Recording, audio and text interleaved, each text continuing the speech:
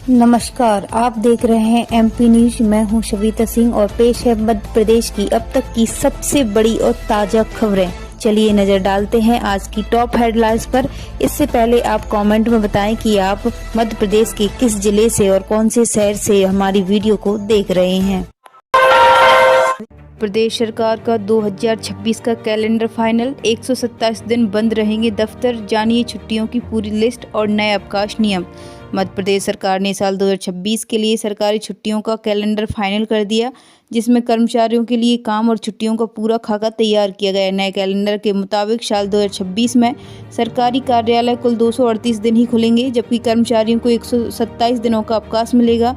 इन छुट्टियों में 52 शनिवार, 52 रविवार और 23 सार्वजनिक अवकाश शामिल हैं। वहीं कर्मचारियों के लिए 5 डेज वर्किंग की व्यवस्था पहले जैसे ही लागू रहेगी।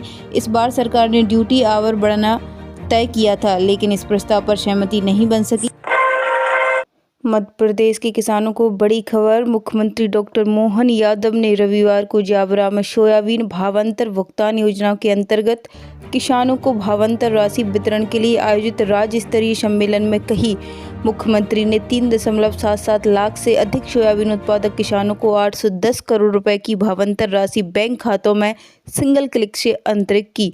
इसमें रतलाम जिले के 12,386 किसान भी शामिल हैं, जिनके खातों में 20.74 करोड़ रुपए सिंगल क्लिक से भेजे गए। मुख्यमंत्री डॉक्टर यादव ने कहा कि अब तक प्रदेश के 6.25 लाख से अधिक सोयाबीन उत्पादक किसानों को करीब 1300 करोड़ रुपए की भावांतर राशि का भुगतान हो चुका है। भावांतर केवल एक योजना नहीं, किसानों के प्रति सरकार का श्रद्धा भाव है। भावांतर की राशि किसानों को अधिकार की राशि है। वर्ष 2026 को हमने अन्नदाताओं के कल्याण को ही समर्पित किया है। अगले वर्ष हम कृषि उत्सव मनाएंगे। वहीं लाडली बहना को लेकर नया अपडेट है कि लाडली बहना योजना की राशि 3,000 तक बढ़ेगी। सीएम ने कहा है कि प्रदेश के विकास का यह करवा कभी रुकेगा नहीं। लाडली बहनों को अभी 1,500 रुपए दिए जा रहे हैं, इस राशि को 3,000 रुपए तक बढ़ाया जाएगा। 1 जनवरी को होने वाली भस्म आरती के लिए ऑनलाइन और ऑफलाइन दोनों तरह की बुकिंग पूरी तरह से बंद कर दी गई है। वहीं 25 दिसंबर से 5 जनवरी तक देश भर से करीब 12 लाख श्रद्धालुओं के उज्जैन आने की संभावना है। इसी को ध्यान में रखते हुए मंदिर प्रशासन ने दर्शन और भस्म आरती की व्यवस्था में कई बदलाव किए हैं। नए साल में सरकारी अस्पतालों में मिलेगा heart attack cancer treatment. Bhopal के जीएमसी में तैयार हुए रेडिएशन बंकर, पीईटी, सीईटी और लीनियर एक्सीलेटर की सुविधा मिलेगी। कैंसर जैसी गंभीर बीमारी से जूझ रहे मरीजों के लिए आने वाला साल राहत और उम्मीद लेकर आएगा।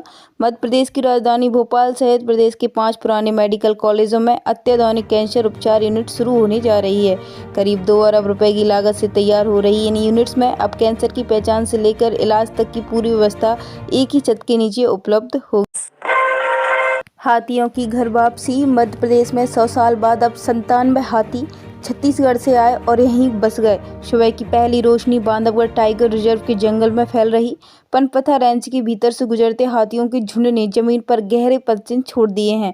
टूटे पौधे, हिली हुई झाड़ियां और दूर से आती चिंगाड़े बताती हैं कि पूरा परिवार इसी इलाके में मौजूद है।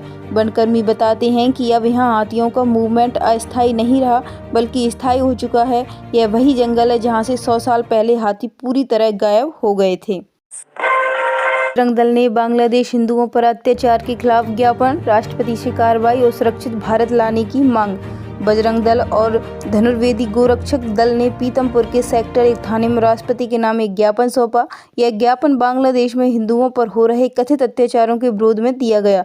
हिंदूवादी नेता मनीष चौबे ने बताया कि बांग्लादेश में हिंदू समुदाय के लोगों को निशाना बनाया जा रहा है। उन्होंने हाल ही में हुई दीपू चंद दास की घटना का जिक्र किया, जहां उन्हें कथित तौर पर हिंदू धर्म की बात करने पर मारा गया और फिर पेड़ से लटकाकर जला दिया गया। ज्ञापन के माध्यम से राष्ट्रपति महोदय से इस मामले में तत्काल कार्रवाई करने का आग्रह किया। संगठन ने यह भी मांग की कि बांग्लादेश में असुरक्षित महसूस कर रहे हिंदू भाइयों को सुरक्षित रूप से भारत लाया जाए। डबरा में कल 3 घंटे बिजली कटौती। सुभाषगंज फीडर पर आरडीएसएस योजना के तहत होगा मेंटेनेंस। डबरा में सोमवार को 11 केवी सुभाषगंज फीडर पर बिजली सप्लाई 3 घंटे के लिए बाधित रहेगी। यह कटौती आरडीएसएस योजना के तहत अतिरिक्त डिस्ट्रीब्यूशन ट्रांसफर लगाने के लिए आवश्यक संधारण कार्य के कारण होगी। बिजली सप्लाई दोपहर 12 बजे से दोपहर 3 बजे तक बंद रहेगी। इस दौरान नगर पालिका क्षेत्र और इसके आसपास के इलाके सुभाषगंज रेलवे पुल के दोनों तरफ सराफा, जहांगीरपुरा और शिव कॉलोनी सहित अन्य क्षेत्रों में विद्युत सेवा प्रभावित होगी। उज्जैन में आज 129 करोड़ के प्रोजेक्ट्स का लोकार्पण और भूमि पूजन। मुख्यमंत्री डॉक्टर मोहन यादव सोमवार यानी 29 दिसंबर 2025 को उज्जैन प्रवास पर रहेंगे। इस दौरान शहर को 129 करोड़ 36 लाख से अधिक के विकास कार्यों की सौगात देंगे। यह कार्यक्रम नगर पालिका निगम उज्जैन द्वारा नानाखेड़ा स्टेडियम में आयोजित किया जाएगा।